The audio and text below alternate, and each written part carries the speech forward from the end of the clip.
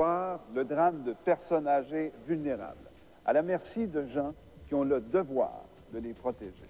Voici l'histoire d'une dame de 93 ans qui était en perte d'autonomie et qui aurait été dépouillée de tous ses biens, soit près de 200 000 $ par son directeur de centre d'accueil.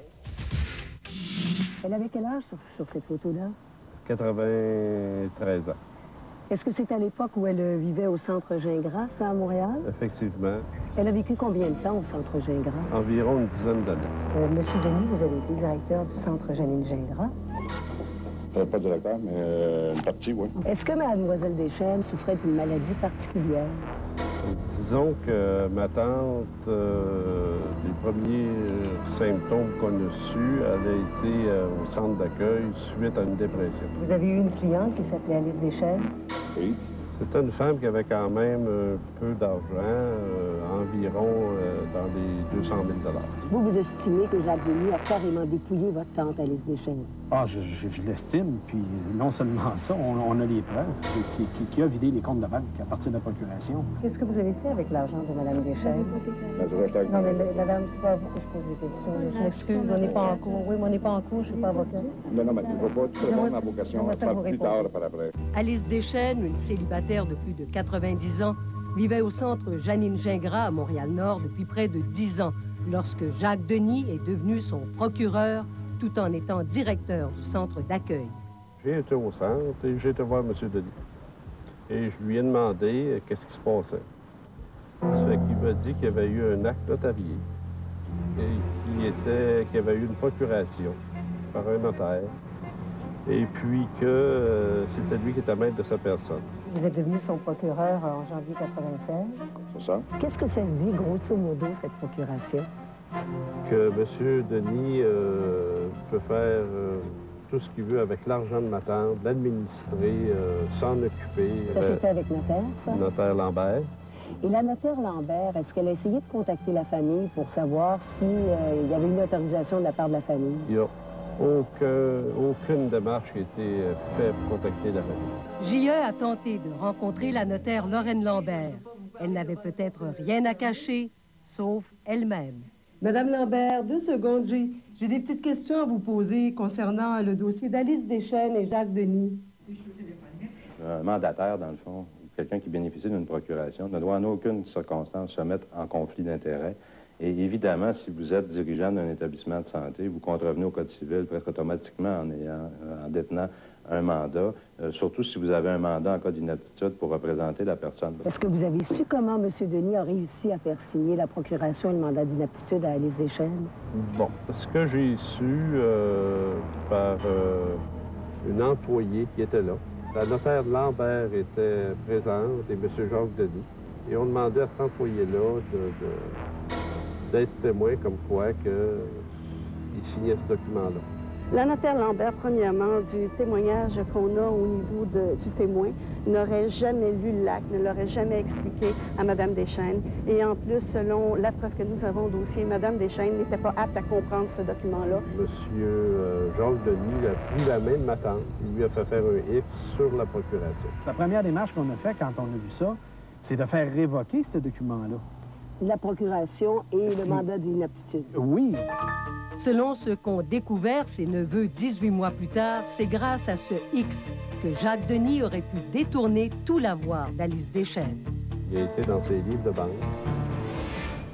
Ma tante avait un coffret de sûreté aussi, qui a vidé. Lui prenait l'argent du compte de ma tante, qui était son procureur, si vous voulez, puis il les déposait dans sa compagnie à numéro. Est-ce que c'était bien votre compagnie 90 12 38 11 Québec INC? Madame, nous avons tous les chèques que M. Denis a retirés des comptes de banque de Mme Deschênes. Il y en a beaucoup? Bien, au niveau de son coffret de sûreté, il a fait ça en seulement une opération. Vous avez signé des dizaines de chèques en son nom. Pour elle, qu'est-ce que vous avez fait? Qu'est-ce que vous avez fait avec l'argent de Mme Deschênes? Jacques Denis ne se serait pas contenté de retirer l'argent des comptes bancaires d'Alice Deschênes. Avec l'aide d'un deuxième notaire, cette fois, Jacques Denis aurait prêté près de 130 000 $ à sa propre compagnie à numéro. Et quelle faute aurait commise le notaire Latour, à votre avis? Écoutez, le notaire Latour a fait des actes hypothécaires où est-ce que M. Denis, représentant Mme Deschênes, prêtait à M. Denis par sa compagnie numérique. Alors, il prenait d'une main, il le mettait de l'autre côté. Dans sa poche. Dans sa poche. Imaginez une personne de 93 ans qui se fait faire des documents notariés hypothécaires qui garantissent sur 20 ans. Pour moi, il y avait espérance qu'elle vive jusqu'à 123 ans. Vous n'avez rien à cacher, vous, M. Denis? Moi, j'ai rien à cacher. Bon, ben alors pourquoi est-ce que... C'est parce qu'on est encore en cours. Oui, mais pourquoi vous n'acceptez pas de répondre à mes questions à ce moment-là? Je vous réponds aux questions, Mme Cazin. C'est parce que même que ça soit terminé, c'est parce qu'on là, on est en deux cours. Est-ce qu'un directeur de centre d'accueil ou un employé de centre d'accueil a le droit d'emprunter de l'argent à un client du centre d'accueil? Bien, je vous dis, normalement, on ne doit pas se mettre en conflit d'intérêts avec un des usagers. En janvier 96, lorsque Jacques Denis est devenu son procureur, Alice Deschênes possédait un patrimoine de près de 200 000 $. 18 mois plus tard, on s'est aperçu, la famille, que ma tante, il restait à peine, je crois, 5 000 $ dans tout son compte. Pendant qu'Alice Deschênes s'appauvrissait, Jacques Denis, par le biais de sa compagnie à numéros, achetait un centre d'accueil, devenait copropriétaire du centre Gingras. Puis, quelques mois après que la famille Deschênes ait tenté de voir où était passé l'argent d'Alice Deschênes, coup de théâtre. Il a fait ce que tout le monde s'attend à ce qu'il fasse. Premièrement, il a fait une faillite corporative, une faillite de sa compagnie à numéros, quand il a vu qu'on le poursuivait. Puis ensuite de ça, quand ça a été fait ça, ben là, il a fait une faillite personnelle. Comment se fait-il qu'après avoir pris l'argent de Mme Deschênes, vous avez fait une faillite personnelle et là, vous demandez de faire une faillite professionnelle? Je dois tout répondre à vos questions pour ce que là. Oui, mais quand? Entre-temps, la famille Deschênes, aidée de la Régie régionale de la santé, a porté plainte à la Sûreté du Québec et aussi à la Chambre des notaires. Nous, ça fait 1 an qu'on a déposé des plaintes, évidemment, contre les notaires et Lambert, parce que lui était notaire au moment où il pratiquait, où il a fait les actes, et la notaire Lambert et le notaire Latour. Puis croyez-le ou pas, ça fait 1 an que ça traîne et les plaintes continuent de ne pas être déposées. Est-ce que votre tante avait fait un testament? Oui, absolument. Elle avait fait un testament. C'était un testament holographe. Il a été homologué. Et puis... Et qui sont les héritiers dans le testament?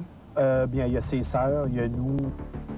La Sûreté du Québec a enquêté sur toutes ces allégations de fraude et le procureur n'a pas retenu la plainte parce qu'on ne peut prouver, hors de tout doute raisonnable, que Jacques Denis a bel et bien fraudé Alice Deschênes. Qu'on peut se parler? Oui, avec mon avocat, il n'y a pas de problème. Je vais vous donner ma carte? Oui. C'est-à-dire que M. Denis m'a dit qu'il répondra à mes questions après. Mais c'est pas fini. Rosalie Thérien a vécu au centre durant 6 ans. Et au cours de cette période, Jacques Denis aurait fait des emprunts sans jamais les rembourser. Et c'est son ami et ex-propriétaire du logement de Mme Thérien qui a été alerté. Il m'a dit, je pense que j'ai pas fait une bonne affaire, il en veut encore. Puis là, je comprenais rien. Elle me disait, il m'en restera plus, il y a besoin d'un frigo, je pense pas que j'ai fait une bonne affaire d'y en passer, puis là, il en veut encore. Jacques Denis s'y serait pris à peu près de la même façon qu'avec Alice Deschênes. Il y avait 13 ou 14 000 $, le compte était à 0. Alors, j'ai trouvé ça bizarre. Là, je suis allée à la banque. On m'a dit, on va vous envoyer des photocopies. Ça a pris 2 mois pour me confirmer que cet argent-là avait été sorti en argent liquide, Mme Rosalie avec M. Denis, et l'autre chèque était passé dans le compte de la conjointe de M. Denis. Tout comme la famille Deschênes, Mme Dubé a aussi demandé à Jacques Denis pourquoi le compte de banque de Mme Thérien fondait comme neige au soleil. Il dit, c'est pas pire.